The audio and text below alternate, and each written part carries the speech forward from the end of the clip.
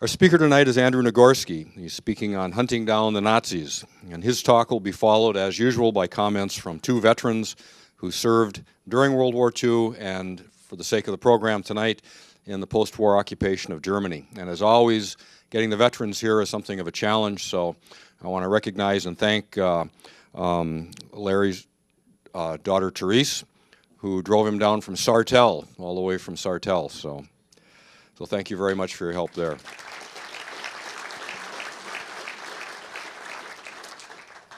We have a very distinguished speaker tonight. Andrew Nagorski attended school overseas while his father was in the United States Foreign Service. He speaks 4 languages in addition to English. He earned his BA magna cum laude and Phi Beta Kappa from Amherst College, and in 1969 he studied at the University of Krakow in Poland. He joined Newsweek International in 1973 as an associate editor and was his assistant managing editor from 1977 to 78. From 78 to 80, he was the Hong Kong-based Asian regional editor for Newsweek International and the Hong Kong bureau chief. From 1990 to 1994, he served as Newsweek's Warsaw bureau chief, and he served 2 tours of duty in Newsweek's Moscow as Moscow's bureau, as Newsweek's Moscow bureau chief. First in the early 1980s, and then from 1995 to 1996. In 1982, he gained international notoriety when the Soviet government, angry about his enterprising reporting, expelled him from the country. After spending the next 2.5 years as Rome bureau chief, he became Bonn bureau chief in Germany, and he was the Berlin bureau chief from 1996 to 1999. Mr. Nagorski was the senior editor for Newsweek from January 2000 till 2008. He developed the editorial cooperation between Newsweek International and foreign language editions and other joint venture partners, including Newsweek Russia and Newsweek Polska. He was at the East-West Institute as vice president and director of public policy. He also continues to write reviews and commentaries for Newsweek International. He's been honored 3 times by the Overseas Press Club for his reporting. In 2009, 2011, 2014, he received awards for his work from the government of Poland. He's the author of 6 books, with the 7th in the works. Last Stop in Vienna, a World War II-based novel, and then nonfiction books, Reluctant Farewell, an American reporter's candid look inside the Soviet Union, The Birth of Freedom, Shaping Lives and Societies in the New Eastern Europe, The Greatest Battle, which he spoke on here a few years ago, Stalin, Hitler, and the Desperate Struggle for Moscow that changed the course of World War II, Hitlerland, and the topic of tonight's talk, the Nazi Hunters. His books have received numerous awards and accolades. In 1988, he took a 1-year leave of absence to serve as the senior associate of the Carnegie Endowment for International Peace, a think tank in Washington, D.C. In recent years, he's also served as an adjunct professor in Bard College, Center for Globalization and International Affairs, teaching a course on international affairs writing. He's chairman of the board of the Polish-American Freedom Foundation and a member of the Council of Foreign Relations and the Overseas Press Club. So we're honored to have him here tonight. This is his 3rd presentation at the roundtable, and please give him a warm welcome. Thank you very much, Doug. Don, thanks for inviting me back here for the 3rd time. You know, it's really great to be here. And I've noticed that you always invite me back in February. I don't know what that says, but I mean, as a Moscow hand, usually when you're going to a colder climate, there's a message there. But especially now that I live in St. Augustine, Florida. But it's great to be here. It's great to see so many veterans here. It's an honor to be here sharing stage with Larry and Bernie. And so I know you're usually focused right on the war. The topic of my book really begins at the end of the war and goes right up to the present, but is very much part of that whole war history. Let me just start by answering the question a lot of people have asked me is, why choose the Nazi hunters as a subject? And it's odd, I think, Connie, who's here, had said, you know, I looked into the people you've interviewed, and some of the interviews are very old, going back into the 80s. How, did you already plan on writing this book then? And the answer, honest answer is no. I had no intention of writing a book about the Nazi hunters then. But as a correspondent based in Europe, in Germany, in Poland, and Russia, I kept running into stories related to the legacy of the war, the legacy of war crimes, and stories about people like Kurt Waldheim, the former Secretary General of the UN when he was running for the presidency of Austria, and suddenly all sorts of things about his history in the German army came out that he had somehow forgotten to include in his official biographies. And these controversies about who is, you know, who is responsible for what, and what is the level of accountability, and I got to know people like Simon Wiesenthal, the very most famous Nazi hunter based in Vienna, and sort of into this question of, is there a concept such as post-war justice? How is it implemented? And what happened to many of the perpetrators? Who was punished, who never was? So that was a fascinating story.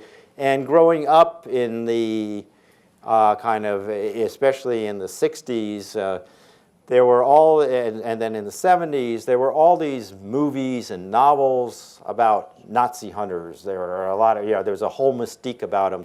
Many of you may remember movies like Boys from Brazil, or Marathon Man, which were wonderful movies, very dramatic, but total fantasy for the most part. But it sort of, there was this aura that there must be these dramas playing out everywhere. In fact, there were some, and most notably in 1960, there was the capture of Adolf Eichmann by the Mossad, the Israeli secret police in Buenos Aires. And it created this atmosphere, this impression that this must be going on all over the place. In fact, I remember in 1960, I would have been 12 or 13 years old, at one point sitting in a diner with my dad, and looking down at the end of the diner and seeing and I said to my dad, "See that old guy down there? I think he may be Adolf Hitler." My dad said, "I think you're not quite right on that one."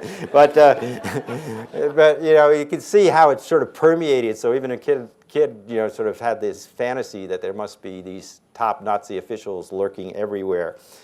But it was the task of, it came to me a few years ago that really these bits and pieces of this story that I had collected about the hunt for someone like Joseph Mengele, and the efforts in Germany to come to terms with its past, and how did these all things come together, and how much was it true about the Mossad chasing Nazis? And and the stories about hidden Nazis in the U.S. and all that, I realized it was a little bit. I was facing a situation like I did sometimes with my kids when they were young. They suddenly spill out this puzzle on the floor and said, "Dad, help me put it together." I said, "Oh my God," but they're pieces, and you're not quite sure how they fit together. And the other part is you were not quite sure if you have all the pieces. But I thought this is a time to try to do this story, because I have some of these interviews, I have some of the research, and then there are some people who are still alive who will maybe be able to get to while there's still time. So I determined to go out and meet as many people as I still could and try to put this together, which now has a beginning, middle, and practically an end. Last year, for instance, in Germany, there were two very prominent trials of Auschwitz guards. One known as the bookkeeper of Auschwitz, one an SS guard. And so even last year, you had two convictions of Auschwitz guards. How come you had these trials now and not, say, in the 50s or early 60s? That's part of the story, too. There may be a few more cases, but obviously for biological reasons, there are not going to be many more. So I felt we could evaluate what had happened. And also, the other part of this that struck me, the more I looked into it, is how much this was a relatively small group of individuals who I call Nazi hunters, both of people who had official positions and those who are total freelancers, who kept this issue alive. So, to give you, so what I did in my book is I focus on these individuals and try to tell the story through them. For instance, one of the people I was very excited to describe, I didn't know when I started this project was alive, is a man who lives in Delray Beach, Florida, who's 96 years old, Benjamin Ferencz, the last living prosecutor from Nuremberg. Now, Ben Ferencz's story sort of encapsulates what happens. Now, at the end of the war, first of all, just by way of background, you had this decision already when World War II was going on, as early as 1943, the big powers, Churchill, Roosevelt, and Stalin decided this is not going to be like a previous war where at the end of the war you simply execute a bunch of people, put some in prison, and then you forget about the crimes. The crimes were so horrendous there has to be some more methodical accounting for them. And that's when the idea of the Nuremberg trials, the Dachau trials, and really originated. But Stalin, being not exactly a proponent of due process, had some other ideas. At one point, he turned to Churchill and Roosevelt and said, we could settle this a different way. We could take 50,000, maybe 100,000 top Germans and just shoot them. Yeah, luckily, that did not happen. But the idea was that these trials would take place, and they would take place to establish, obviously to punish some of the most guilty, but also to establish the historical record. As President Truman later said, we have to have these trials so that in future years, no one can say this did not happen. Each trial brought out the documents, the witnesses, and the testimony to say what really happened. And at the end of World War II, it wasn't all that clear to people. For instance, it was clear that millions had died, and there had been countless atrocities. But the methodical nature, for instance, of the Holocaust, the planning of that, was not apparent. And so these courts were set up to do that, and there was the International Military Tribunal with representative for the victor nations for the biggest guys, like Hermann Goering, Joachim von Ribbentrop. But then there was a set of subsequent trials. And then in Dachau, the US Army had a bunch of trials. There were trials in Eastern Europe and elsewhere. And in these trials, there was the role, even though this was official policy, the role of the individual was important. And this guy, Ben Ferencz, I just referred to, who, by the way, he's now 96 years old. I just saw him in December. We had a program together in southern Florida organized by the Holocaust Memorial Committee. And I had first met him 3 years ago. And the first time I met him, I came there with my wife, and he's about this tall, literally 5 feet. And just full of energy. He came in, he said, I just came back from the gym, and he says to my wife, you want to feel my biceps? you realize this is a guy with a lot of determination, energy. And when I met him in December, that's the first thing I said, you still working out, Ben? He said, yeah. You want to feel my biceps? So what strikes me, these individuals, and Ben Ferencz, when Nuremberg happened, he had been, first of all, he was from a Hungarian Jewish family from Transylvania. He had come as a baby to the US, grew up in Hell's Kitchen, a very rough neighborhood in New York, but been a star student, gone to Harvard Law School on a scholarship, and near the end of the war is sent into the army, and then they assign him to Telford Taylor's team in Nuremberg. And he's supposed to be one of the really junior guys on that team, just like a researcher, someone who's going to help out. Well, what happens is he goes to Berlin, and one of his team, who are they're pulling out every document they can about war crimes, a guy comes to him with a stack of documents. And these documents are the records of what were called the Einsatzgruppen, the special killing squads that were sent to the East when Germany invaded the Soviet Union. And before the gas chambers, there was what was called the Holocaust of the bullets. These units would go in and literally line up men, women, and children, Jewish men, women, and children, some gypsies, a few other so-called enemies, and kill them. And every day, these units would report back to their command, we shot, like 1,233 people in this village today. Next day, 755 in this town. And all of this was on paper. And there were about 3,000 men involved in these operations. And Ben told me that he sat down with these records, took an adding machine, and started adding up the number of victims. He said, I reached 1 million and I stopped. And I thought, oh my God, we don't even have a trial planned for these guys. There were about a dozen subsequent Nuremberg trials planned for lesser, not quite the biggest bigwigs, but still important people. But nobody had thought about these guys. So he goes back to Frankfurt and talks to Taylor and says, we have to try these guys. And Taylor at first says, oh, well, it's sort of a Washington bureaucratic response. We don't have a budget for another trial. And I don't have even an experienced prosecutor who could handle this case. All of my prosecutors are overworked. And he said, okay, I'll prosecute this case. And so this 27-year-old kid, straight out of Harvard Law School, who has never tried a case in his life, his first case is what was called the biggest murder trial in history. And he picks out 24 of these commanders to prosecute. Now, why 24? Every Nuremberg trial, there was a maximum of 24 people on trial. There's a very practical reason for that. There were 24 places in Nuremberg for defendants.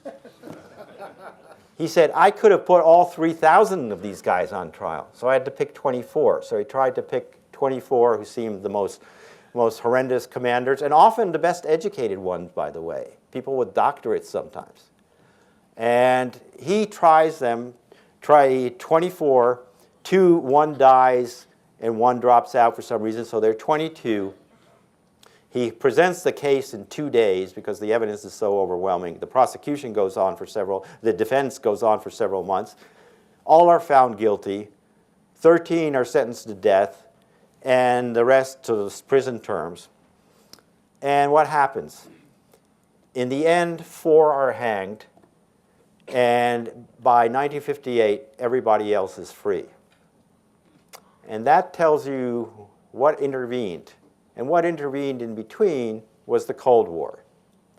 And the beginning of the Cold War, suddenly every country, the US, Britain, Soviet Union, began to lose interest in prosecuting Nazi war criminals. They said it's far more important to get, say, rocket scientists on our side, to get popular opinion in West Germany on our side.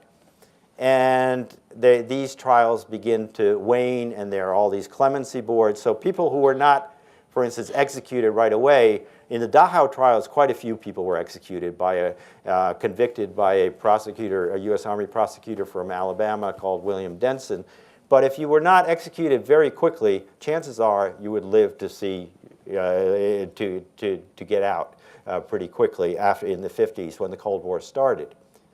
And so you have this situation where you've had these trials, you have evidence, but in the meantime, the evidence is accumulated. And on both sides of the Iron Curtain, for instance, in Poland, there's a prosecuting judge by the name of Jan Sen, who's actually from an ethnic German family, who's a fascinating character who prosecutes people like Armin Goeth, the person in Schindler's List who ran the concentration camp and has him hanged. But more importantly, Rudolf Hess, not the one who was a similar name who went to England, but who was the longest serving commandant of Auschwitz. Now this was already Stalinist Poland, and he decides that my job is not just to convict this guy. He's obviously going to be convicted, and he will be hanged. And Hess knew this. But I need to get all the evidence on how did they put Auschwitz together? How did it run? And what was the psychology of these people who created this monstrosity. So he treats Hess very graciously. He interrogates him, but in a very gracious manner, buys him lunch sometime, gives him pencil and paper in the afternoon, and eventually he writes what is basically one of the most chilling documents of the Holocaust about the whole evolution of Auschwitz. And you know, you get moments, one of the, I think, the reasons for our fascination with these characters is how could someone like that live with himself? And in one moment he's describing pushing people, women and children into the gas chambers and ignoring the pleas of mothers who realize what's going to happen and say, please at least spare my children. And the next moment in his diary, he's bemoaning the fact that he doesn't have enough time to play with his own children in the house at the outskirts of the camp. Yeah, so there is this whole effort to understand what was happening. And then in Germany, you had a prosecutor by the name of Fritz Bower. And Fritz Bower was from a German Jewish family, but he was not religious at all. He was a social democrat, and he was more prosecuted before the war for his political activities at first than any Jewish connection. But he fled during the war, comes back, and he's appalled in the early 50s to see that Germany is, it's almost as if all these trials and everything, no one wants to talk about any of this anymore. And he's looking for ways to bring he says, Germany has to confront its past. We have to honestly face what happens if it's going to be a successful democratic country and if we're supposed to learn something from our experiences. And he finds some ways various ways to try to push it, but not very satisfied. And then there's a key event that takes place. He gets a letter from Argentina, from a blind German Jew living in Argentina. And this blind German Jew says, I think this man Adolf Eichmann, who the papers are writing about, who has disappeared, and even in this atmosphere of forgetting, people want to know where is he? Because after all, he engineered all the logistics of the Holocaust. All those trains going to the camps, to the death camps, were organized by him. He's in Argentina. He's in Buenos Aires. I know he is. And how does he know? Well, this emigre was married to a German Christian woman, and their daughter was part of the German community in Buenos Aires. Most people didn't realize she was part Jewish, and she started dating a boy she liked very much, and his name was Klaus Eichmann. That was a clue. Because here's what happened. Think of this. Eichmann is smuggled to Argentina, gets out through what was called the rat line to Argentina, as some of the biggest Nazis did, who felt they could not stay in Europe and simply disappear as many others did and resume their normal lives.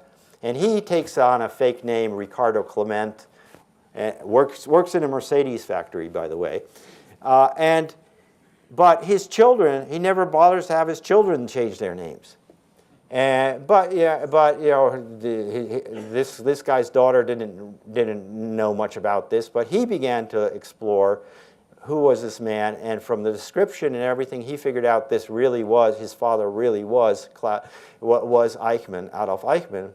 He passes this information on to Fritz Bower, who is a prosecutor general in Frankfurt. And Bower, he's a German civil servant at that point. So theoretically, what should he do? He should inform his government and say, we should try to extradite him. But he knew his government at this point was still riddled with former members of the old regime. The Justice Department in West Germany at that time, 77% in the 50s of the members of the Justice Department, the high officials, had been in the Third Reich. They had official functions in the Third Reich. So instead, he does something that's really extraordinary. He takes a big risk. He informs the Israelis, the Mossad.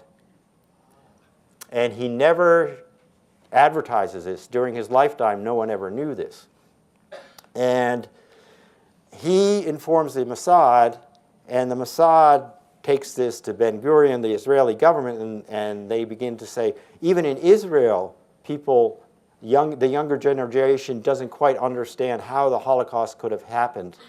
And people are saying, are kind of embarrassed by it. They don't know what to make of it. He said, we need a trial to show the mechanisms of the Holocaust so that people realize this was not a matter of people going willingly to their deaths. This was people being tricked and terrorized and so forth. And say, if there's a chance to catch Adolf Eichmann, we should catch him. But it's an operation that takes a long time. And I went to Israel. I discovered also that the 2 top Mossad agents who had been in charge of that operation were still alive, living in Tel Aviv. And by the time I reached them, they were in their late 80s, and they were willing to talk. And no matter how much has been written about Eichmann case, it was fascinating to talk to these guys. It's too long. The whole hunt is a big chapter in my book, but I'll just tell you a couple of things about it. For one thing, the whole point was to bring Eichmann back alive to Israel, and so that he could stand trial, not to just have revenge, because that educational function of Nazi hunting was crucial. But Rafi Eitan, this guy who was the chief of the Mossad field operation, told me at one point he had been told by his boss in Tel Aviv, if you are caught, if for some reason after you abduct Eichmann, the Argentine police stop you or something, then here's a pair of handcuffs. Handcuff yourself, one handcuff to Eichmann, one handcuff to yourself, and then tell them to take you to the Israeli embassy. Don't admit you're working for us, but just say we're Israeli freelancers. But get him in. But he told me at that point they realized if that happened, there's no way that Eichmann will ever be brought to trial, and he and another Mossad agent on their own had the plan to kill Eichmann if it had to come to that. But they were never caught, and they managed to smuggle him on a plane. By the way, there were no El Al flights between Israel and Argentina then, but they were going to take advantage of the fact that they were going to send an Israeli delegation to an Independence Day ceremony and then smuggle Eichmann onto this plane. It was a very complex operation with multiple safe houses, cars, and all this. And a lot of things could have gone wrong. But the part I really loved was when Eitan told me, I was told if for some reason this plane doesn't arrive or we can't get Eichmann onto the plane on time, what's plan B? The only other way to get him to Israel would be by ship, which would be about a 6-week journey. And the only ships going between Israel and Argentina were ships transporting Argentine kosher beef to Israel. So he had a cabin ready in one of these ships. And you can imagine Eichmann floating next to the kosher beef. It didn't happen that way, but so something, even in a very serious story, there are things which are almost too good to believe. But that trial breaks the silence, not only in Israel about the Holocaust and everything that had sort of this gap of period of historical amnesia, but in Germany, for instance. Bower then arranges a trial of Auschwitz personnel in Germany. And then more freelancers like Simon Wiesenthal, who are lobbying for the capture of Eichmann and others, come up. And just to give you a couple more examples of the kind of people who I feature in the book, for instance, there is a couple, and first of all, they are not, Nazi hunters are by no means all Jewish. Many of them were not. And for instance, there was a French-German couple. Beate Klarsfeld was a German woman born in 1939 in Berlin. Her father was in the Wehrmacht, in the German army. She grew up in that period not knowing much of anything other than her parents saying, we suffered during the war, not mentioning other suffering. And at age 20, she goes off from this very sheltered existence in Berlin to Paris to become an au pair. And what happens? An attractive young German woman goes to Paris. She meets an attractive French guy whose name happens to be Serge Klarsfeld, whose father had died in Auschwitz, who was a French Jew. And from Serge, they fall in love, they marry. She learns really the whole story that she never learned at home, and she becomes this fervent Nazi hunter. She said, I've got, my generation of Germans have to know about this. And she starts lobbying, she starts holding protests. And in 1968, for instance, there was a German chancellor named Kurt Kiesinger who had served under Hitler and helped justify the racial laws. And he was served briefly as chancellor, and she was so outraged by this, she organized protests and so forth. But when no one was paying attention, she finally said, I've got to do something more dramatic. And she goes to a party convention, like sort of Republican or Democratic Party convention, and there's the chancellor on stage. She managed to get somebody's press pass, slips on stage, and goes up to the chancellor and slaps him across the face and shouts, Nazi, Nazi. Can you imagine that? You know, and of course, the security guards are all over. And this is 1968, the same year that in this country, Martin Luther King, Bobby Kennedy had been assassinated. She could have been killed. But so there were some really dramatic actions to justify this. And in the 60s, in this country, of course, it was about civil rights era, the Vietnam War protests. In Germany, it was more about the 60s generation turning to their parents and grandparents and saying, you've got to break the silence. We've got to talk about this.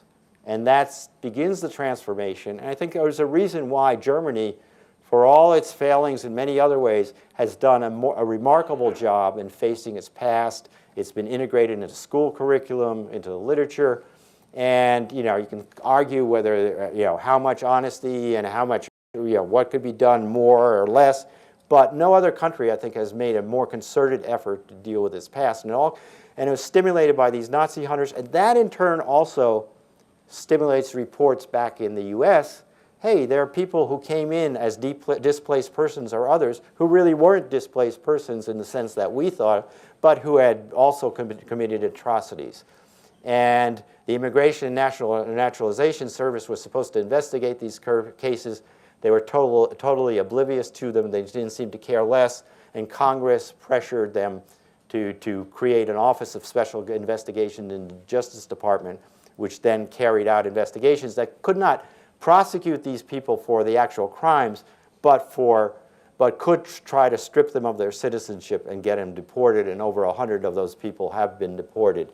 And including someone like John Demjanjuk, a very famous guard from Cleveland.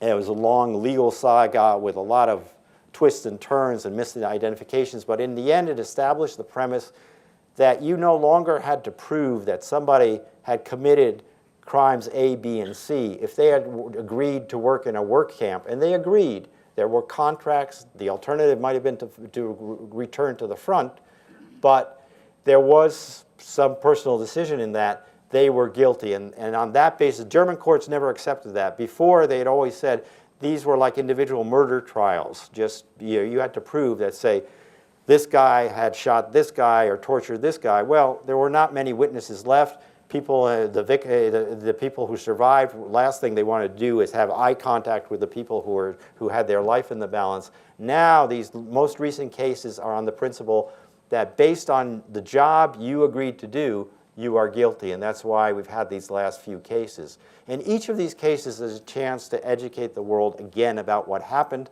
And people say, well, why prosecute a 90-something-year-old? Well, the fact that you live to an old age doesn't absolve you of guilt. And it also, most of these people, by the way, probably will never serve a day in prison, these most recent cases, because there'll be appeals and so forth. But the principle that there has been, judgment has been passed. I think you owe it to the victims, you owe it to humanity, and that's why these cases are so important. But I think we are getting fewer and fewer of these cases, and pretty soon these educational opportunities will disappear. But it was only because these people, like Wiesenthal, the Klarsfelds, the Ben Ferenz, others, really took it upon themselves to go against often their own governments who wanted to just sort of forget that. Now I think we've learned a great deal from this. And we've also learned something, there have been lessons drawn from this. For instance, one of the most frequent defenses of everybody, from the top Nazis down to the bottom, was, I was just following orders. it's no accident right now, I think, in every military manual and every military training in the US and other Western countries, it's quite explicit that you have an obligation not to follow what is clearly an illegal order. For instance, if you're told to shoot POWs, that it is not just good enough to say, I was following orders, so I shot those POWs. Of course, that was not taught in the German army, but the notion of that there is personal will involved and that you have personal responsibility is one of the big carryovers from this. And in that trial, which Ben Ferencz prosecuted, a judge from Pennsylvania at one point asked one of these mass murderers who led one of the worst units of these special killing squads, what if you'd been ordered to kill your sister? What would you have done? And for the first time, the guy didn't know what to say. Because if he said, I would have killed my sister, then he appears to be totally without any humanity. But if he said, I would not, that implies he had some personal choice. So I think we've learned a lot from this, not enough. War crimes continue. But the fact that there have been special tribunals for the Balkans, in Rwanda and Cambodia, it puts something in the head of people that if even if you seem to be all powerful, one day you may have to pay. And just a final note, a lot of people never paid for their crimes, of course. A lot of people just blended back into the scenery in Europe. But even someone like Joseph Mengele, who was this horrible doctor at Auschwitz who conducted experiments, he got away. They were searching for him. They never found him. It turned out he died in '79 in Brazil. But his diaries show that he, until the end, especially after Eichmann was caught, believed the Mossad or Wiesenthal or someone was after him. When in fact the Mossad, they had too many other things to do to defense of Israel to really be involved. The Eichmann case was the exception rather than the rule. But the fact that he died thinking he might be caught was a little bit of poetic justice, I think. So maybe I'll stop there. Thank you.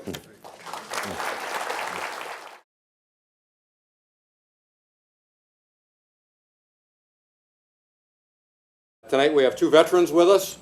Bernie Leader, who's been on, I think, one other program with us? Yes. Right. One other program with us a number of years ago about his experiences crossing the Ruhr River in Germany in World War II. And Larry Tilleman, this is his first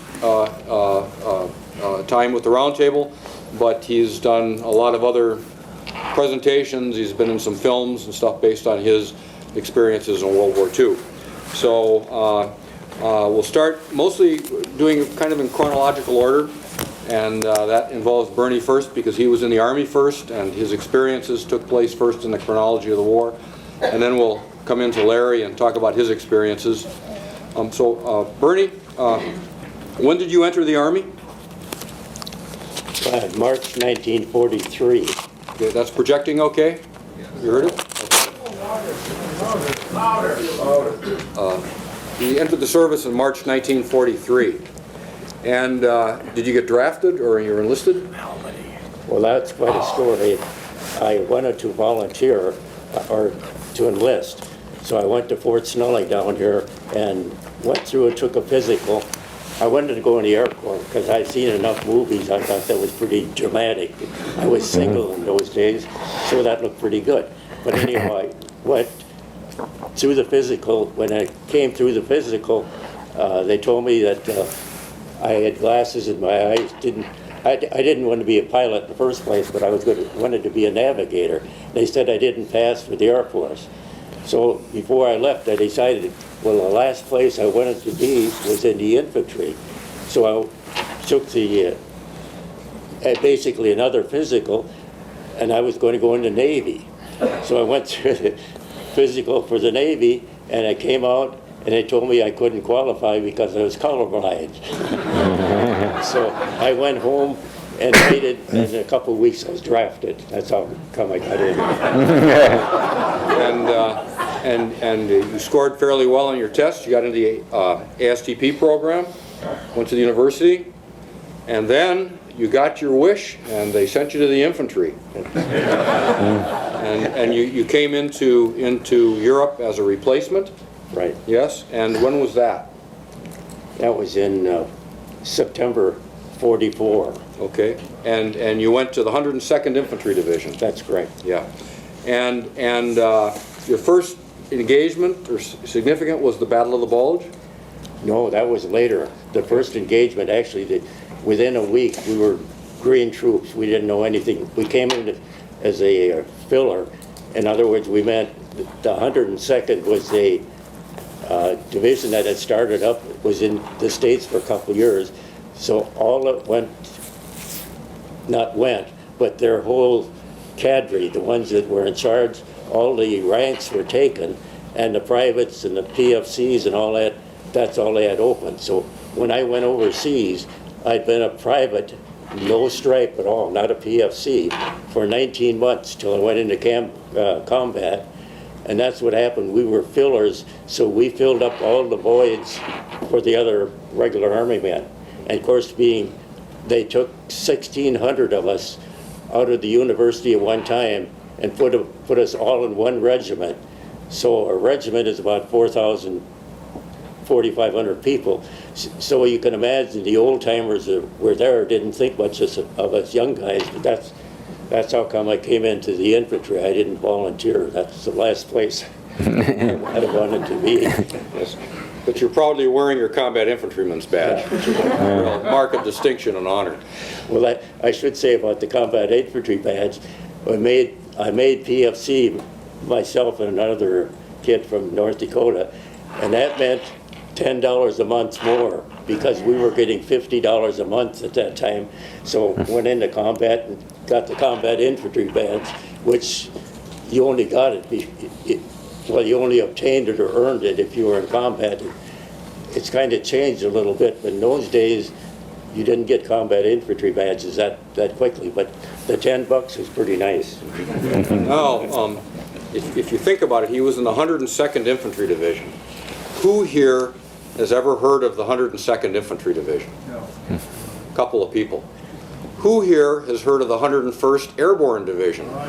Oh, everybody, everybody, because they won the war, right? They get all the publicity. Ask anybody in the 82nd Airborne Division, and they'll tell you how jealous they are of the 101st. But some units get all the publicity, and some units don't.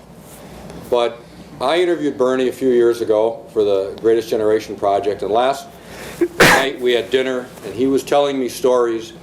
And it's a sad thing because lots of units that saw lots of action didn't get recognized, and they don't get the credit that they deserve.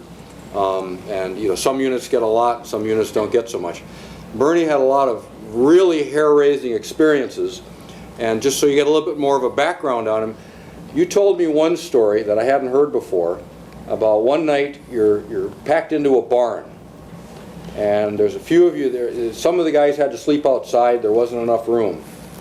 And you're packed into the barn, and you're kind of kicking the guy below you to make a little more room for your legs. And you want to tell that story?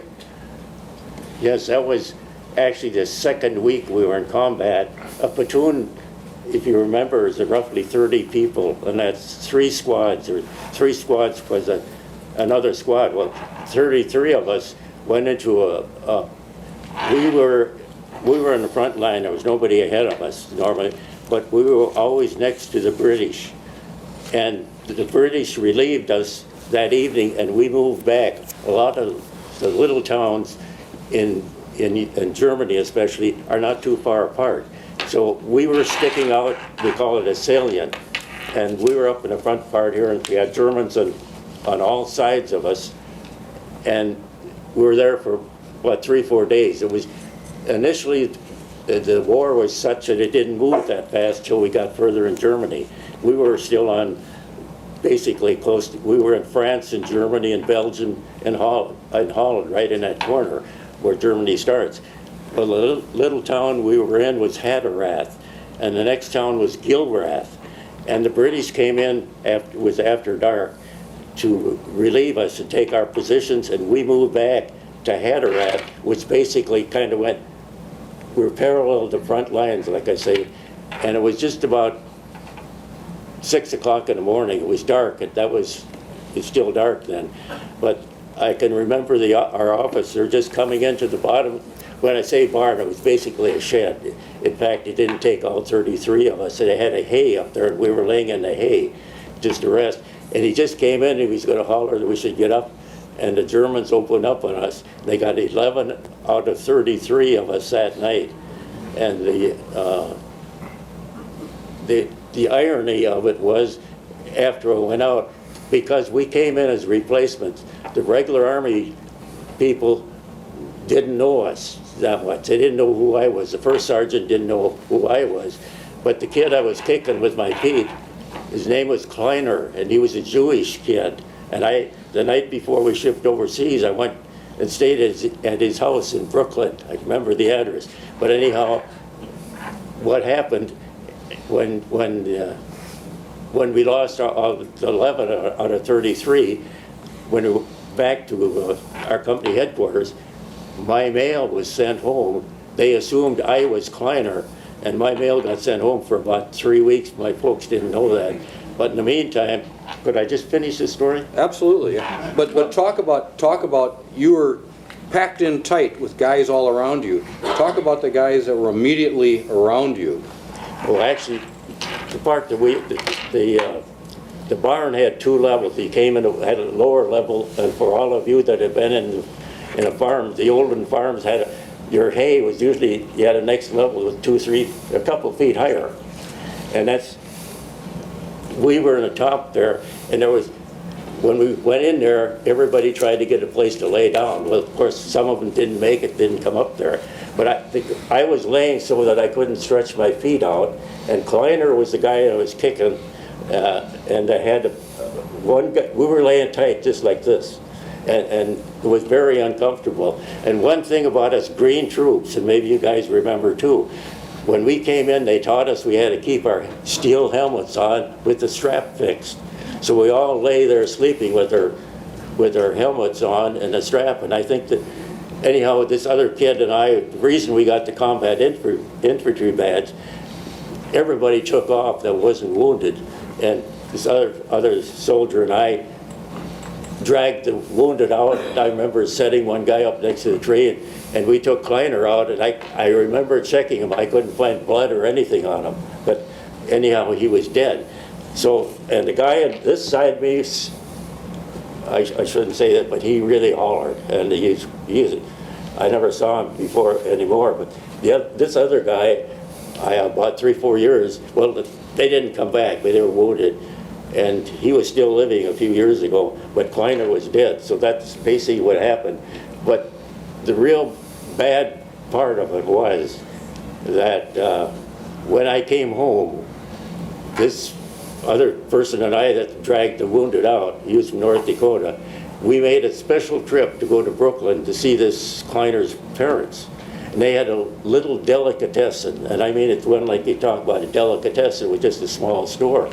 We walked in there, and his mother and dad were working. And I talked a little bit, and anyhow, I exposed my arm. And she just went berserk, because she said I stole his watch. That was my buddy's watch. She said all they got back was a bloody wallet and things. And I've got a letter from her yet after he was killed. She wrote me how he was killed and all that, and I have 2 letters from her. And that really kind of hurt, because coming home and say you stole his watch, that's kind of the end of the story. Yeah. Yeah. But the other part of the story, just to clarify, so you're laying in the barn, the guy at your feet the 88 rounds are coming through the barn. The guy at your feet gets killed, the guy on your right's wounded, the guy on your left's wounded, and you're not. Right. The luck of the draw, which is what it is in combat, and who survives and who doesn't. And that was just part of the story. So, and he's got a lot of these stories about being heavily engaged in the 102nd Infantry Division that nobody's ever heard of. And there's a lot of these stories. So next time you watch Band of Brothers, remember there's a lot of units out there that don't get the recognition they deserve. If I could just comment, all of you that have been in the service, one of the things that I run into, I've got a buddy that was in the service, and he was wounded. He's only in combat for 2 weeks, and whenever I see him, he wants to talk about it, but invariably he kind of looks at it to me, he's implying how come I didn't get wounded? I stayed there for the whole trip, and he got in 2 weeks, but he can't figure out. And that kind of hurts, because they figure you were goofed off or something like that. So. Well, you know, you can volunteer to go to Afghanistan, you get another chance to get your Purple Heart. Not this year, anyway. Not this year. Okay. Well, now, around the time you're on the Roar River, you're starting to encounter German civilians. Right. Now you got to deal with, you know, who are these people? Who's a Nazi? Who do we trust? You know, the first phase of Nazi hunting, right? Right. Okay, beyond dealing with the German army. So what were you encountering? Actually, we really didn't run into civilians till about 30 miles in from where the English Channel was. We were actually came through Cherbourg and St. Lo, where they had we went through the gas scare where everybody had to put on a gas mask. But anyhow, we didn't run into civilians. We saw a few French usually at the farm, but we didn't run into civilians till we got in further. And ironically, one of the first things that happened to me, I got my platoon leader took me one day and said, we've got to have to go to this next town, and that happened to be not Palenberg, it was Basil, I've forgotten the name right now. But anyhow, when I got there, I neglected to say I speak German, and I was not an official interpreter at all. Our company we were just fighting troops or combat troops. But because I spoke German, and most of the American units didn't have anybody that spoke German. They had them back further. They were back in the headquarters or somewhere. They picked me up, and I had to go to this town of, again, I've forgotten the name. But when I got there, the MPs were there, and they had a list. And there were a group of people. I thought it was 30 or 40 or 50 people, and they were. I don't remember if they were civilians or dressed as civilians or not, but the list I had, I called off names. I had to call the roster.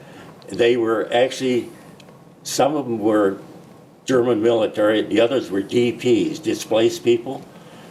But I didn't know that because I didn't know what they tell me to do, but I just took the roster, and these people had to have a sponsor, just like they do now or something, but they were either, I think they were German prisoners of war, but they may not have been German. But at that time, the American Army, all through the war, one thing the Americans did is they tried to keep the economy going. So these people, the names I called off, were the prisoners. They had to have a sponsor. Then they could go, and we let them go back to work on the farm. That's basically what they did, because they didn't have any labor. So that started out with what we call dealing with the DPs, or displaced people. And the displaced people, for all purposes, were Polish, French, Ukrainian, not many Dutch, and actually German political prisoners, and a lot of them we thought were Russian, and they were Russian or Ukrainian. And the thing that always bothered me, when I went there, I always heard of everybody being slave labor. Well, that's not quite true. Most of these people that were DPs, maybe that's wrong, but not most of them, but a great majority of those people were volunteers. They came to Germany just like we have all the immigrants coming here to America to work. So basically, they how do you treat them? I guess that's what you're trying to say. Mm-hmm. Some of them were volunteers. Some of them we couldn't even send back. I remember distinctly having to deal with generally the Russians or the Polish ones. They didn't want to get sent back, so I presume they were there on their free will. But there were a lot of those that were basically slave labor. But every camp was different, and every town was a little different. You'd have a different mix of nationalities in these labor camps, and actually they were camps every time we took a town, and the camp doors open. Invariably, the streets would be filled with it might only be, you know, it could be 20 or 50 or 100, or it could be more than 100. Sometimes some of these camps had way more people, and they'd be roaming. So the job that I had to do, as soon as we took it combat and things quieted down, actually didn't even quiet down that much. Usually there's mortars or some bullets still flying around. I'd have to go around and round up, not round them up, tell them to get off the street and where to go. And that's what happened. And we would maybe be there for half a day or sometimes a day, rarely that long. So my initial contact was with the DPs and with German prisoners of war. And that's... Yeah, and then, as you move deeper into Germany, now you've got to deal with German officials, right? And if you think about when we went into Baghdad in, was it 2003? Yeah. And I think we expected the Iraqi civil servants, the police, all the functionaries to come to work the next day. And of course they didn't. I think they were out helping everybody loot. But in Germany, all the civil servants, the mailmen, the policemen, the bureaucrats, all kept going to work. And you've got to deal with them. And who are these people? You know, what were they doing the week before?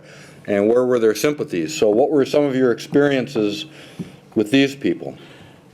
Well, the first thing that usually when I was relieved, when things settled down, I would have to go and find out who the Burgermeister was. The Burgermeister was the mayor. So then, as soon as we found out who that was, I'd say, well, you're in charge. And we put him in charge, just like Doug is saying. The Germans, for some reason, I don't know who paid them, but they were back to work the next day for all practical purposes. But the other thing that made it tough, when I first came in there, the firemen, the police, the janitors, but they all had a uniform and they all looked like military because, you know, you've seen those.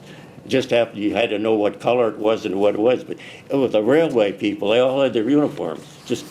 And that made it difficult to sort out for me because I had no orders, I didn't know anything, I didn't recognize one from another except I could speak to them. And that was a real problem. And the other problem was with dealing, we actually had 4 people you dealt with when you came into town.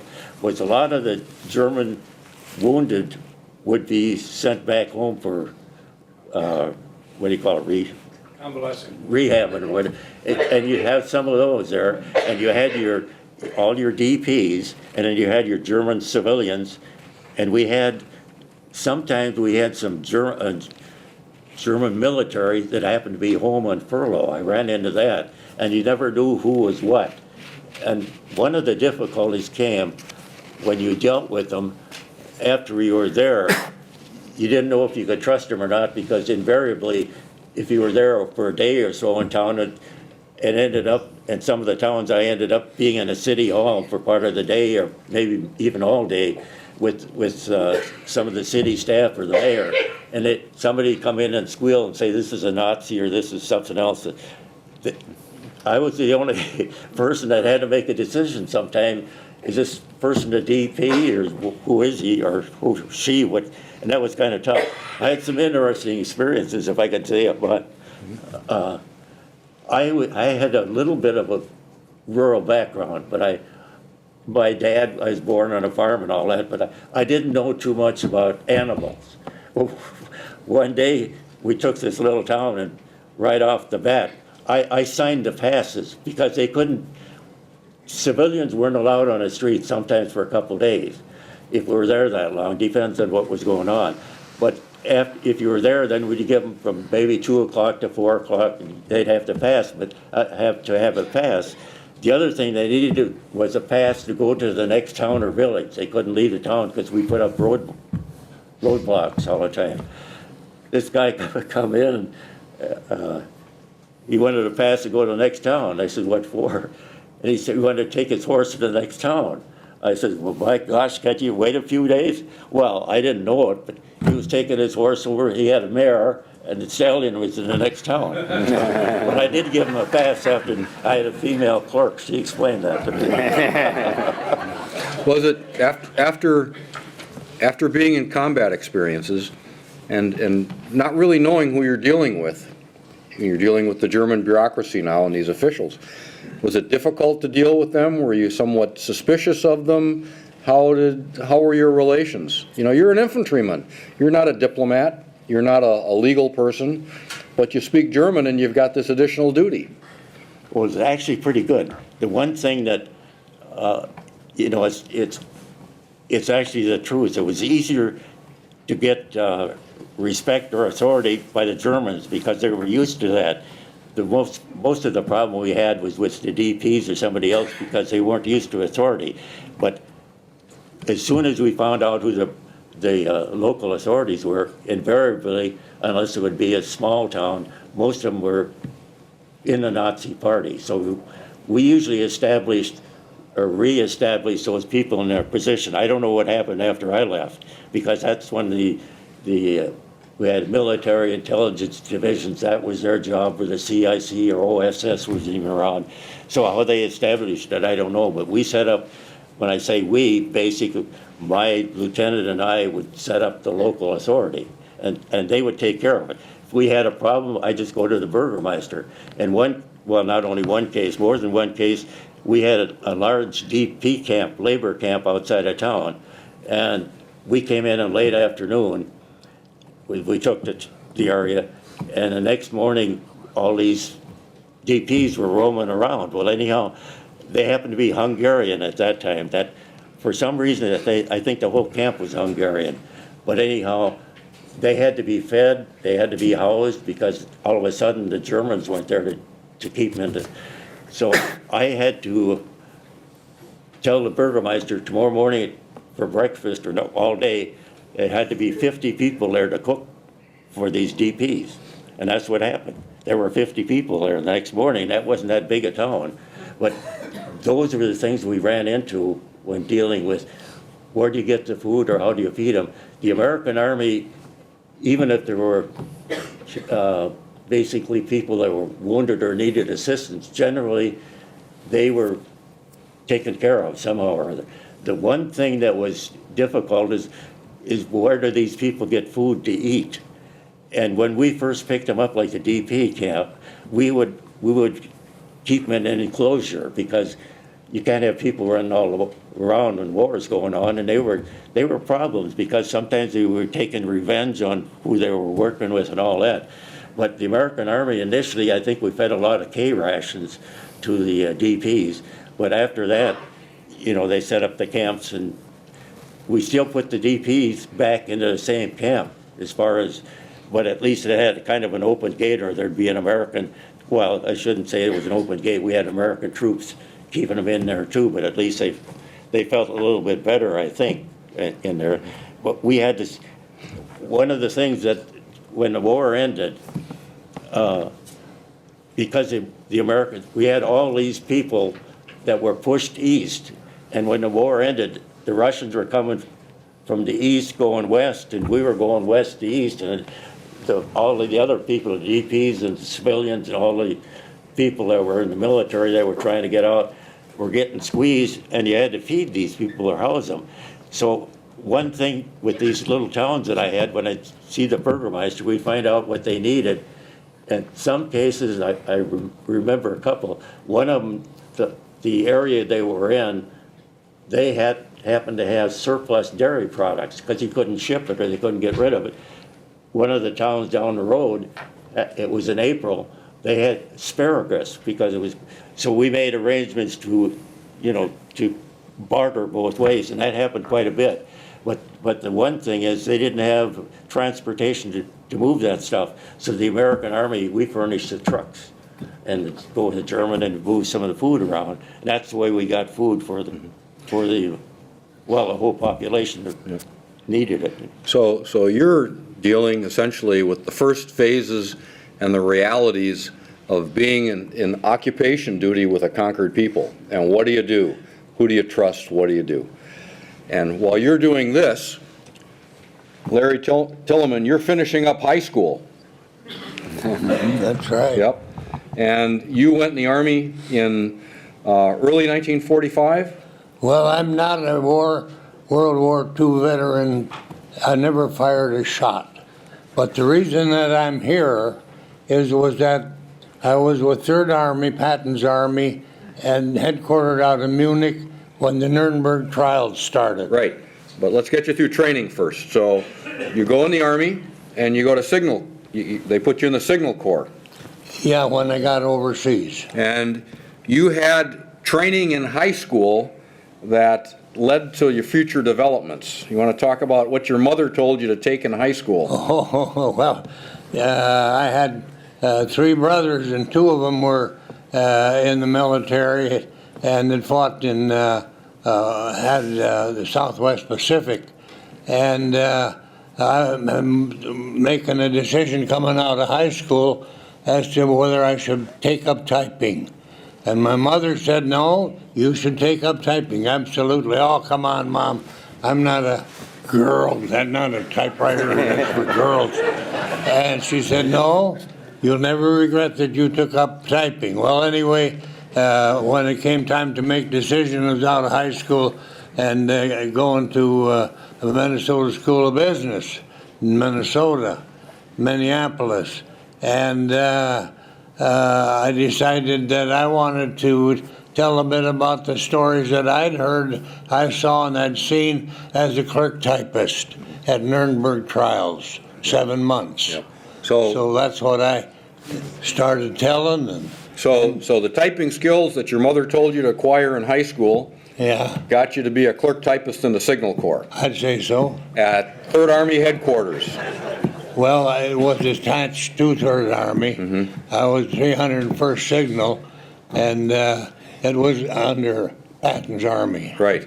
And you occasionally saw General Patton. On occasion, we weren't personal friends, No. But but I saw him out there. he also never told you to put your necktie on or your leggings either, did he? No, Okay. no, I guess not. Okay. So now Bernie's in this first phase of occupation, and he's dealing with the immediate situation of we've just got into this town, who do we deal with, what do we do? And he can't worry too much about this guy was a Nazi, we need him right now to do something, we need these people to do something. You're in an office situation with your typewriters, and all of a sudden something called the Nuremberg trials is starting up, and you're working with lawyers, and a lot of the people in your office are German civilians. Some were. Yeah. And primarily, what were you doing in that office situation? Well, I was a clerk-typist personnel. 301st Signal, I was typing data for the officers. Well, but what kind of data? Well, it varied. When it started in there on the relative to Nuremberg trials, they needed typists. And so they selected so many of us as just not court reporters, but typists, typed the data that was discussed at the trials. And I did that for Third Army for about 7 months. But initially, you were taking depositions. Yeah, I had to record them. There were 200,000 affidavits that were involved in the trial of the century, which was at Nuremberg. And a lot of us took depositions from that and typed it out. So, but also in the office, you had a lot of young German girls working in there who were good typists. A lot better typewriter than I was. But they had to take depositions from who? Well, they typed the data that a lot of those, we had over 6 million Jews went into concentration camps, and there was a lot of data that they'd left. So they were interviewing the survivors or taking depositions from them. Yeah, typed that out. And that must have been kind of a tense situation. Yeah, well, it was typing that data, and it had been converted to English, and it was terrible what the Nazis had done to these people, especially the Jews. 6 million of them in these were put into gas chambers in about 20 different concentration camps. And I can tell a little bit about that. One day I was at the trial, and Herbert Goering was Well, on we're trial. going to get to that. We're going to come to that in a minute, Okay. okay? We want to stay in the office here where they're typing these depositions, because you think about it, here's all these young girls from Munich. What were their brothers, their fathers, their cousins doing, you know, in the war? Maybe they were dead. Maybe they were in a Russian prison camp or an American prison camp. Maybe they were in a hospital wounded. Maybe they were evading arrest someplace. So here's these young girls, and they're taking depositions from concentration camp survivors. And was that ever a tense situation? Was it a difficult situation? What kind of relationships did you as American soldiers have in that situation? Well, I've had 2 strokes since this, and that was 70 years ago. I can't remember a whole lot about what all happened in that period of time. The only thing that I can remember is what I saw, and that reminds me of one little story that I'd like to tell about Hermann Goering. Okay.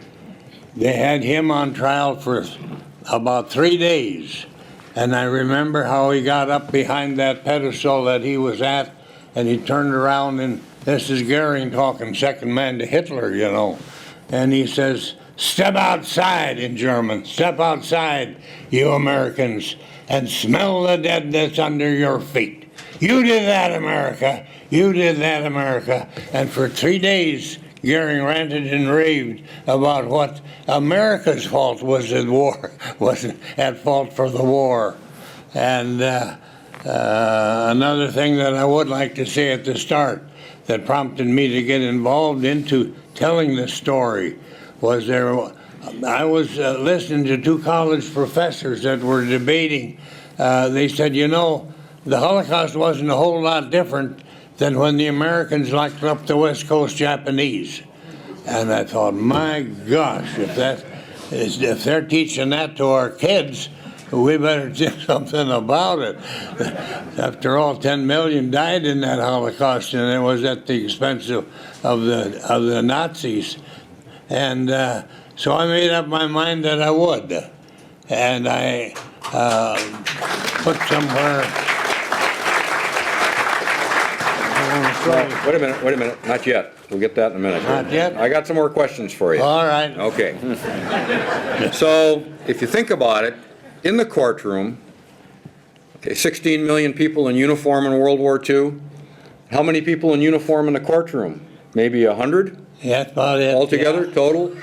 Prosecutors, typists, all that stuff? And Yeah. you're one of them. That's pretty exceptional. Yeah. How far away from Hermann Goering were you sitting in the courtroom?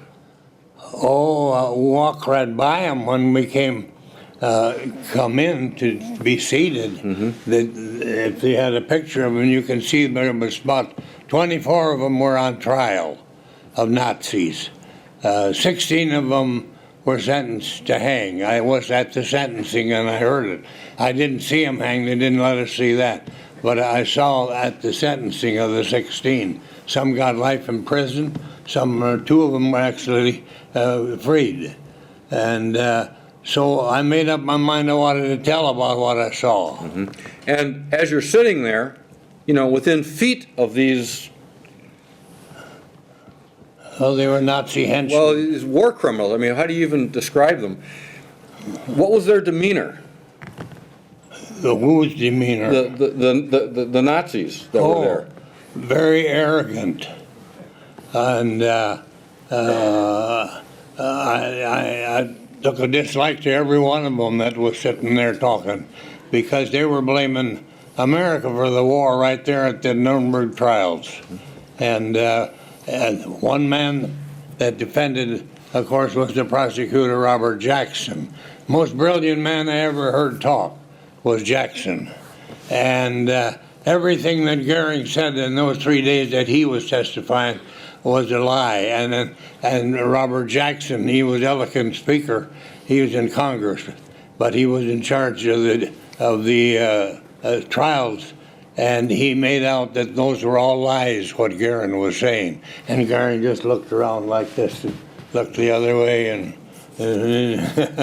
anyway, those are things you remember even though you went through some strokes. No, you're doing okay. Now, when the sentences were read, what did the Nazis do? What was their expression? Do you remember much about that? There wasn't much expression shown. I think they knew what they were going to get. They, not all of them out of the 24 that was on trial at Nuremberg got hanging. There were 16 did, though. And some got 20 years, some got life. 2 of them didn't get anything. So I can't see there was much reaction to when they were told. I think they knew what was coming. Now you're sitting there, you're maybe, what are you, 19 years old? Yeah. Did you, as a 19-year-old, did you grasp what was happening? Did you Not grasp really. the significance? No, I would say it went beyond me. Yeah. You're worried about not making any mistakes in your typing. Right, Because you it's had not, to not erase- easy to correct in those days. They had 6 carbon copies that you do type in those hearings. And that would be what was recorded in there. And if you made a mistake, then you had to stop and, you know what those carbon papers are, and you take that out and erase this, erase that, erase 6 pages, and then get back to typing again. They didn't want any And hope they're all mistakes. lined up again. Yeah. Now, I know there's people here that are don't remember what he's talking about, but there are a lot of people here that remember very well what it was like in the days before computers and in the days before spell check, et cetera, et cetera, et cetera. And, I think you were authorized 2 mistakes on a typed, 2 corrections on a typed page or something. I can't remember, it wasn't very many. But, it's, But it wasn't long before they said that, "Hey, you don't have to do this anymore, Lord." Then I got the shuffling papers. I didn't have to type them anymore. I just shuffled them. let the German girls type it up. Let the German girls type it up. Yeah, they were good, though. They were very efficient. But one of the things you did, you told me a story, that one of the things you had to do was these German girls would take the depositions from the concentration camp survivors, Yeah. people who had been victimized by the Nazis, and then you had to retype it and correct the English and make corrections. You read all these depositions about the stories. And from that, you've had some reoccurring nightmares, and you told me about one. You want to relate that? Well, I would work nights, and these depositions, these poor guys, of what they had suffered and what they'd gone through were in those, and in those notes that they left. And I would cry. I was a young 19-year-old kid just out of Camp Fannin, Texas, and over there at taking and writing this down, and it bothered me. And I would cry because of how they suffered and what those Nazis did to them. It made a hate. And if you're a Christian, you can't have hate in your heart. And I'm a Christian, I'm a Catholic. But I had a feeling that I had to overcome, and that was the hate that I had for the Germans. Nazis, not all Germans, Nazis. But you also, and tell me if you don't want to talk about it, but you had reoccurring nightmares about being in one of the camps from reading all these stories. Do you want to just relate that? I Is would that get okay? them yet. They would, there would be about 20,000 in the camp. Auschwitz, Bergen-Belsen, Dachau, and they would decide that they were going to gas every one of those camps had a gas chamber, and it would hold about 2,500. And so they would line them up, tell them they're going to get a shower, and they'd bring in maybe. In one that I was involved in was Dachau there were 6 million Jews were brought in, and they had to go and do about 2,500 at a time, and they'd turn these gas pellets on, Saigon B pellets, and those pellets would be dropped down into what they thought was going to be their shower. Instead it was gas, and they were in there, about 2,500 of them, and they'd be gassed in about 20 minutes. And when the screaming stopped, then they went in and they took these people out of those gas chambers and threw them into burning ditches. And I'd see that. And thought, you know, I'm going to tell what I saw. And the reason that I am here today is because I won an Emmy for holding some 450 presentations over a period of 30, 40 years. And I've got, and I will tell you this, if somebody wants to read about what my presentations were about, you can order from this and you can get it on your computer in 50-minute sessions. If you want them, we leave them up here and they can take one and they can just fill it out and send it in. I want to make mention. You want to show your award, your Emmy? Well, I got this from the U.S. Army too for all those presentations that I gave, 400 some. But the one in the bag. Oh, the one there, yeah.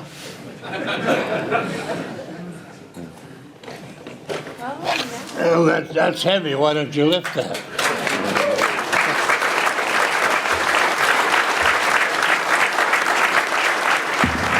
You know, Dizzy Dean used to be one of the best baseball pitchers that there was back in the 30s. I admired Dizzy Dean. And then he used to give presentation sessions, and Dizzy would talk. He'd kind of kill the language a little bit, but he said, you know, I brag on it, but if you done it, it ain't bragging. I got the Emmy anyway. Okay, so after the war, you came home, you went to business school, Yeah. and you worked for Ralston Purina. Yeah? Yep, great, and now you live in Sartell, Minnesota. And Yeah, I retired with Purina. I had about 40 years in sales with Ralston Purina in the Midwest states. And another thing about what I learned to tell, I got acceptance pretty well because you were there and people wanted to hear about it, you know. And another thing that I went and became an alcoholic. Yeah, I'm a drunken alcoholic. And I was in the Otter Tail County Jail for my second DWI.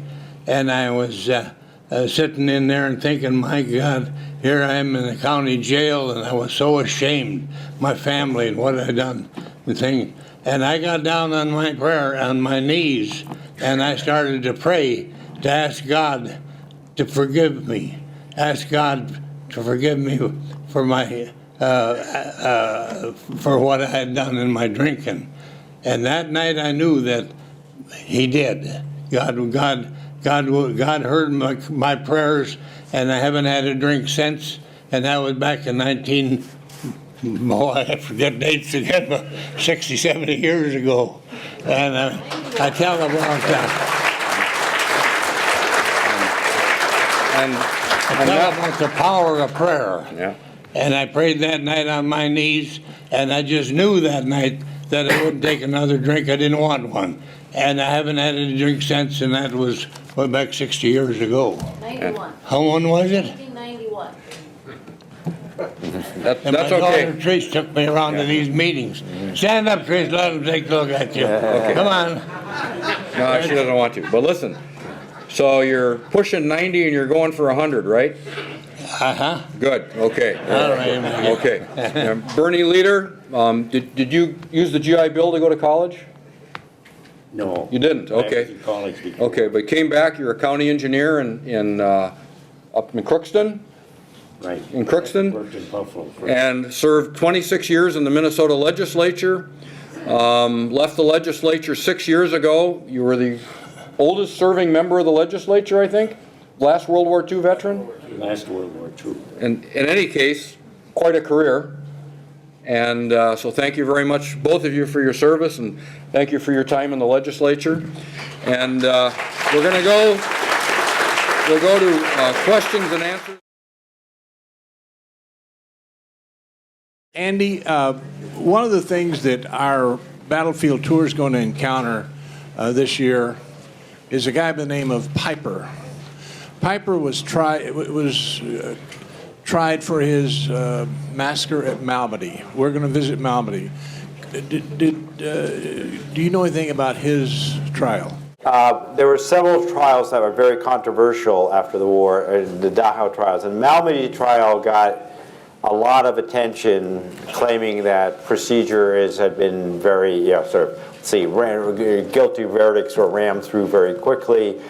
And this played into this whole period when the Cold War began to set in. There was a backlash against the trials. And the Dachau trials in particular, run by the U.S. Army, where there have been a lot of guilty verdicts, a lot of hangings were raised. I don't know a lot about the details. It was a very complicated Malmedy case. I think a lot of the charges were eventually dismissed, and I'm not sure how many people in the end were convicted. But I'll give you another example. In the Dachau trials were not just about Dachau. They were also about other concentration camps, like Buchenwald and Flossenburg. And there was a very famous, one of the most famous defendants was a woman by the name of Ilse Koch, who was coined by the Stars and Stripes, called the Bitch of Buchenwald. She was the widow of the camp commander, and when she was in Buchenwald, she was famous for, even though she had no official role other than being married to the camp commander, of sexually taunting prisoners. And then there were a lot of the prisoners she taunted would then be singled out and disappear and be killed, tortured. And there were some very lurid tales in the Dachau trials that she had actually had some prisoners skinned for their tattoos, and there were lampshades and other things made. In the end, in the appeals, they probably determined that some of those were clearly exaggerated, but there was no doubt that she was responsible for wanton torture, brutality, and the reviews, she had been sentenced to life imprisonment by the U.S. Army in Dachau, and then they shortened it to 4 years in the review panels. And the original prosecutor was incensed by this. He argued, there were Senate committees and so forth.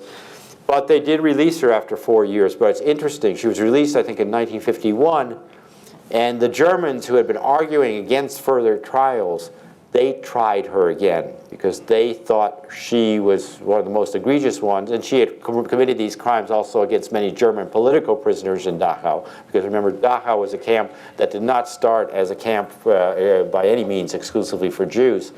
And she was retried, sentenced to life imprisonment by a German court, and she ended up in prison, and by the way, when she had showed up in prison in her first trial by the U.S. Army, she showed up pregnant, and she'd been in prison for a long time, guarded by American guards.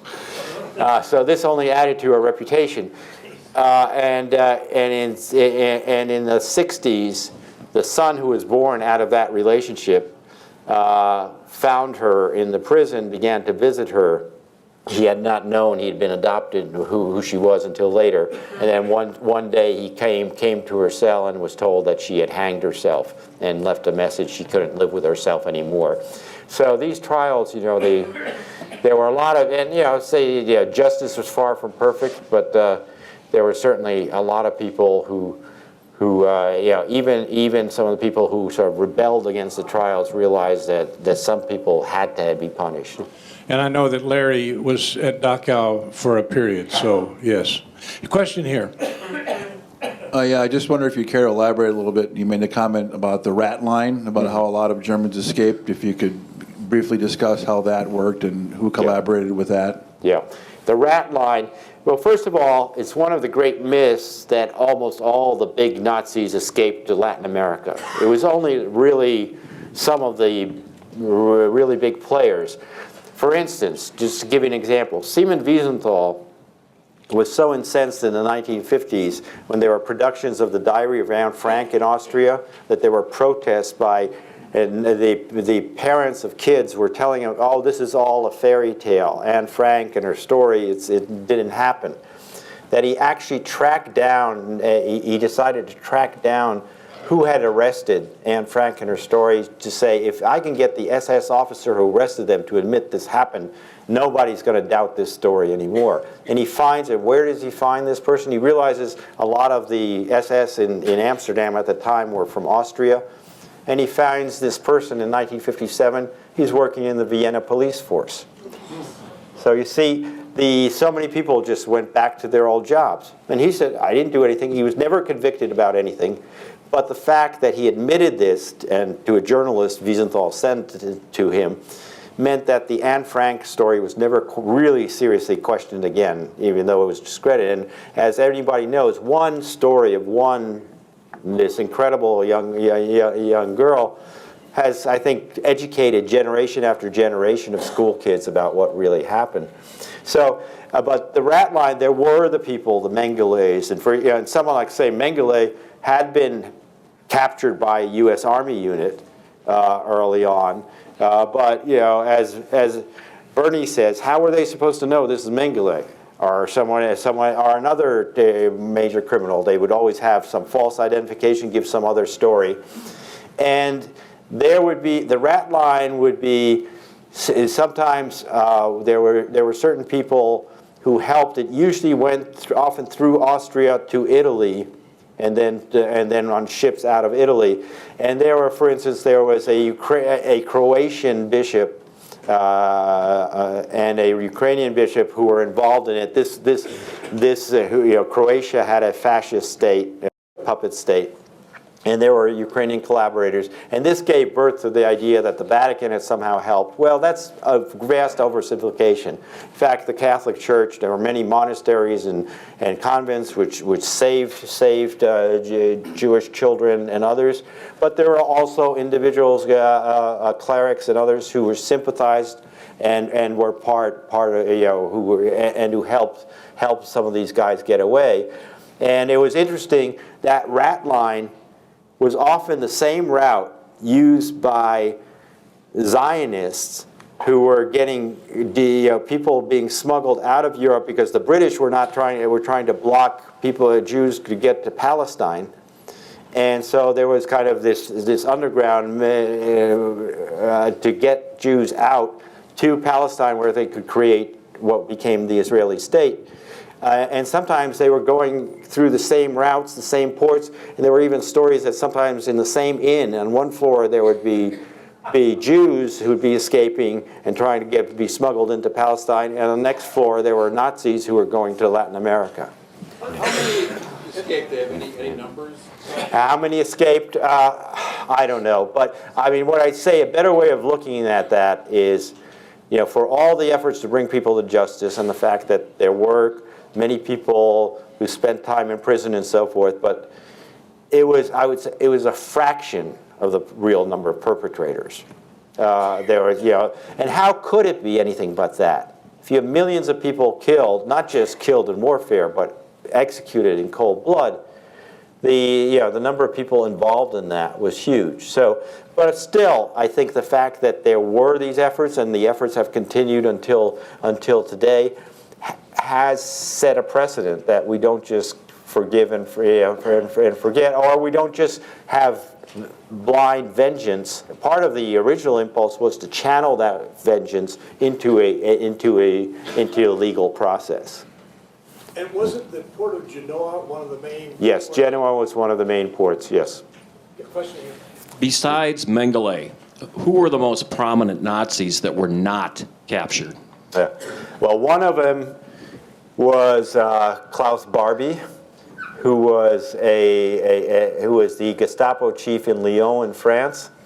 And he, in fact, after the war, he collaborated with the CIC, the counterintelligence unit of the army. And there were a lot of these guys who would say, oh, I can help you in the new Cold War. Say, I know who the French communists are, or something. And a lot of people, these officers didn't know, was this just another lower level Nazi who hadn't done anything in particular, and therefore we should use this person, or was he a real war criminal? So Barbie did, and he was one of the few who actually, these CIC officers helped smuggle him out when word got around that he was a much bigger fish. They felt that he had helped them, but they disregarded instructions from headquarters because the French were inquiring about Barbie, whether the U.S. had him, and headquarters said, no, we don't. But the junior officers hadn't even told headquarters because they began to realize that they had somebody who was more than they bargained for. There was And there was a lot of talk about Alice Brunner, who went to the Middle East. There's some people escaped to the Middle East and disappeared. There was one top Nazi who was another guy who'd been in the camps, who went to Egypt, adopted a Arabic name, converted to Islam, and died in 1992. So there were a number of these people who were never caught, and you know, I've got in my book sort of a glossary of names of the most prominent, both the hunters and the hunted there. Question here. Yep. First of all, I want to thank you so much for your comments and for being here tonight. Very interesting. Thank you. I don't want to be guilty of taking us far afield, but I'm halfway through the Gulag Archipelago by Solzhenitsyn, and have recently read paragraphs in which he talks about how the impact, the demonstration of a search for justice on the part of Germany, in that he uses the number 83,000 Nazis were prosecuted, and contrasts it with his observation that in the Soviet Union, for all the millions of lives lost, he says 10 were prosecuted, and the degenerative impact that has on Soviet and Russian sensibilities and their culture going forward.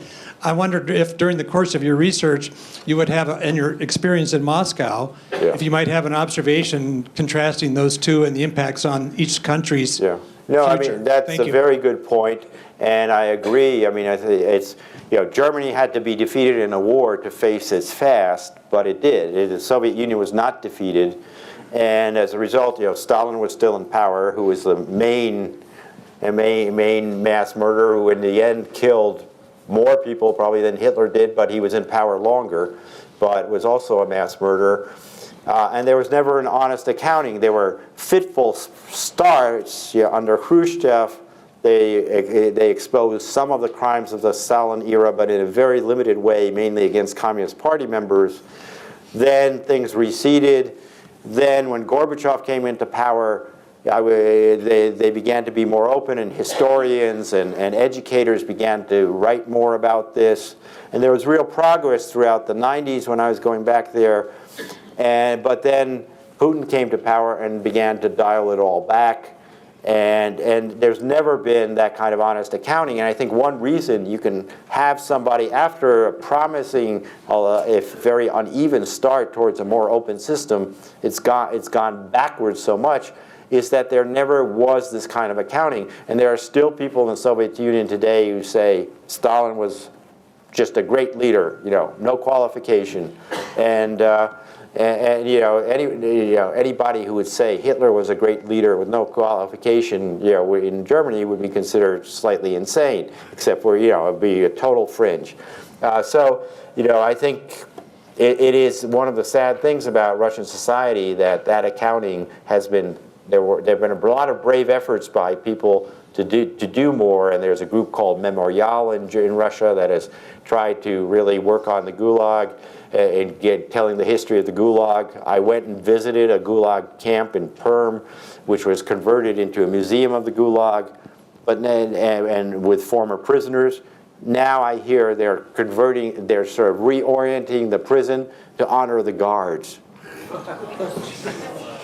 Andy, have you got an estimate? Andy, I'm over here. Yeah. We always give 6 million that the Nazis killed. Have you got a guesstimate on the Soviets? Well, 6 million, that depends. I know there were far more people died in the war, and 6 million is the general figure for Jewish victims, roughly. And not all of those were in gas chambers, as I said. Some were in mass killing, shootings in the beginning, but about 6 million Jewish. But in the Soviet Union, the estimates have been all over the place, but the generally accepted figure is the number of people who died in World War II was about 26 million. In Poland, the population before the war was 30 million. 6 million died during the war, of which 3 million were Jews and about 3 million were Catholics. So 1/5, 1 out of every 5 Polish citizens during the war died. So, the numbers are staggering. Now, and there are victims, while it's primarily from the Nazi side. Remember, the Soviet Union moved, initially there was a Molotov-Ribbentrop Pact. The Soviet Union invaded Poland from the east as Germany was invading from the west. So there were, sins on both sides. Yeah. Any questions here? Yes, sir. While he's getting the mic, if you were here in the January program, you might remember the joke that the Soviet veteran told. Hitler and Stalin are both in hell, and they're both in blood. And Hitler's in blood up to his chin, and Stalin's only in blood up to his waist. And Hitler looks at Stalin and says, "That's not fair, you killed more people than I did." And Stalin looks at him and says, "Yeah, but I'm standing on Zhukov's shoulders." Soviet joke. Yes. Question here. Okay. Yes. My understanding is that, the Americans brought quite a few German scientists to the United States, some of whom were implicated in the use of slave labor at Peenemünde and other places. To what extent were the Allies complicit in helping leading Nazis or war criminals escape? Yeah, well, one of the reasons why the hunt for Nazi war criminals wound down was there was this quick, both the Soviets would go into and basically seize German scientists, try to get them for their rocket, and they would literally kidnap them in some cases. The U.S. would basically entice them and try to get them away from the Russians, and when they were not looking at what their role was at that time, to be fair, I've talked a long time with a guy who ran the Office of Special Investigations of the Justice Department, which was set up in 1979, where the U.S. Justice Department finally began tracking down people who were implicated and who had been overlooked and were leading quiet lives in the U.S. Said it'd be a bit like the war on terrorism right now. If right now, we look back and say, how could we have worked or collaborated, say, with the German rocket scientists who had used slave labor?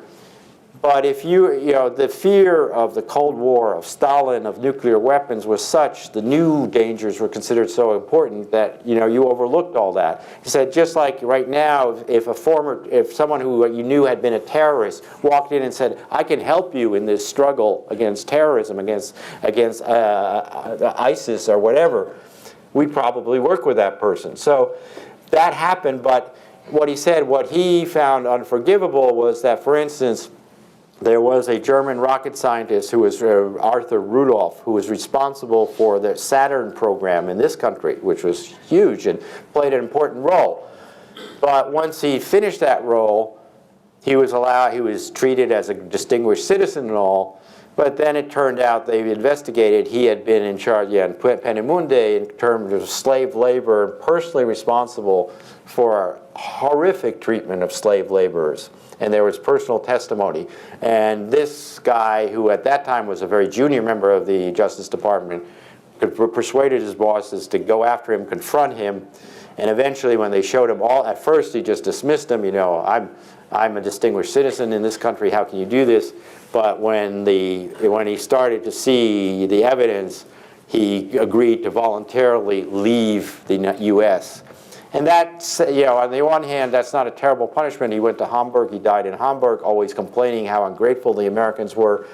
But that was sort of the most you could do. Or otherwise, if you didn't voluntarily do it, then you fought it through the courts. But that would take years, and in the U.S. courts. So if they could get someone like that to go back, ideally they wanted the Germans or wherever else he went back to try this person. But in many cases, they never faced legal consequences. And I draw your attention to the additional reading list, Operation Paperclip by Annie Jacobs. It's in the additional reading I added. That'll answer a lot of your questions. Yes, sir.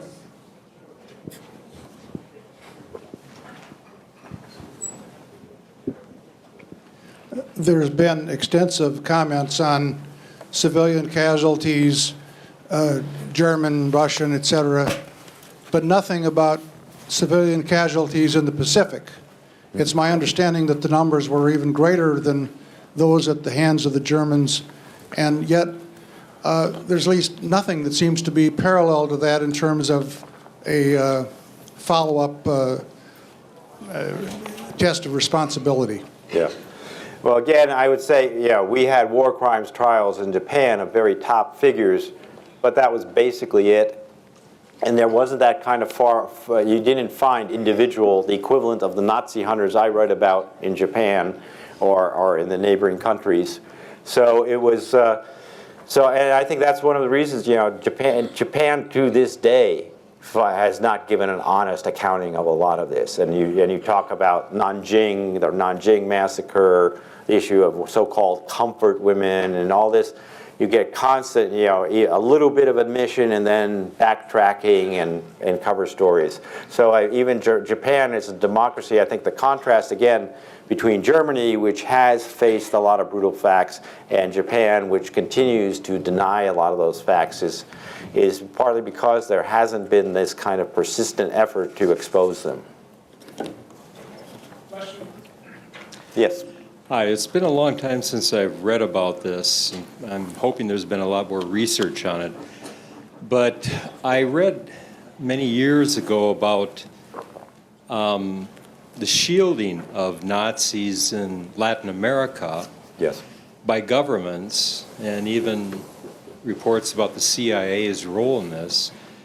And they made connections to the emergence of death squads in Latin America. Now, I'm sure that there might have been death squads without them there, but what can you tell us about your research and cast some light on this relationship? To a large extent, I think a lot of the stories of, because there were some cases of American intelligence dealing with former Nazis in Europe, I think there were these stories about the CIA involvement in Latin America. To a large extent, those have been investigated, and there doesn't seem to be much evidence of that. But there were a number of people, say, like a Klaus Barbie or someone, who got into countries like Paraguay, Argentina, where they were very pro-German sentiment, and that's why they could be protected. And it wasn't, for instance, until they got Barbie out, and this was actually this couple, Serge and Beate Klarsfeld, who led a campaign of pressure that when there was a very right-wing military government, when that finally was toppled and a democratic government came in, they finally agreed to do a deal with France to get Barbie to France and put him on trial. And he was tried, and he did die in jail in France. In the same jail, by the way, in Lyon, that the Gestapo had used for his victims. But there were a lot of right-wing regimes. There were a lot of German communities in Latin America where somehow it was seen as it was okay to protect these people, and some of them got involved with the security services, certainly. Whether they were involved with more recent death squads, a couple of decades ago, I can't say for sure. I don't know the details, but it wouldn't surprise me if some of them were, there were some former Nazis involved in some of those cases. One of the places that we visited on our trip this last year, we went to Lyon, and we went to the Gestapo headquarters where Barbie was, and it's now a Holocaust museum. So if you recall, those that went on our trip can take that memory back. Yeah. We have one more question. We have time for one more. I don't see hands. Okay. Oh, there we go. No, here's one more. Okay. Last one. And while Don's going over there, remember that Mr. Nagorski's book is available in the back, and he'd be glad to sign it for you. So. First of all, to the World War II folks here, thank you very much for serving our country. My question is, how much did the Holocaust deter from the everyday running of the war? In other words, were there meetings where the Germans said, this Holocaust thing is costing us tons of Deutschmarks, men, material. Let's stop the Holocaust and concentrate on running the war. Did you just see my new book proposal? I'm actually going to be writing a book about 1941 and all the wrong decisions that were made. And I think aside from the morality issue, the idea that in the midst of all this, you are focusing so much on killing millions of people was crazy. And not only Jewish victims, but the treatment of Soviet POWs, for instance, where they initially, the death rate among Soviet POWs was enormous. And later on, Germany predictably had manpower shortages. And I think the Holocaust also made it easier in some ways for the German army to become accustomed to accompanying this campaign of mass murder against others as well, which, in the occupied territories of the borderlands between the Soviet Union, Poland, Eastern Europe, particularly places like Ukraine where there have been famine, terror, and so forth under Stalin, initially, any new army coming in there, if they had behaved halfway decently, would have been welcomed. Because, after you suffered as much, you didn't know anything about these guys, what Nazi ideology was or who Hitler was. But anybody who would have promised you to get out, to liberate you from that, and they would probably gladly work for them. But instead, the message very quickly came down that they are executing, starving, deliberately starving, and torturing people. And so, of course, you then begin to resist. And I think the Holocaust plays into that, too. And, how many talented people were killed who could have been, whether it's scientists and others, and, who could have helped the German war effort in theory. So I think there is, an issue here which is beyond just the simple moral calculations, that it was genuinely a suicidal policy for Germany in the long run. That was one of the elements. And of course, attacking the Soviet Union in the first place and then declaring war on the United States, all of these things go. But it was like make sure to alienate as many people as possible and get as much much of the world against you as possible. Even if we did not acknowledge, a lot of us in the West, a lot of countries in the West did not acknowledge the Holocaust initially. What's the title of the new book? I'm not sure. I have a working title. It's we know the fourth trip, and we'll bring you back when it's not February. Okay, great. Well, thanks for coming. Books are in the back. Come up and say hi to these folks. Support for this program provided by viewers like you. Thank you. Additional support provided through the Catherine B. Anderson Fund of the St. Paul Foundation. Upcoming roundtable topics can be found at www.mn-ww2roundtable.org. Production services provided by Barrows Productions.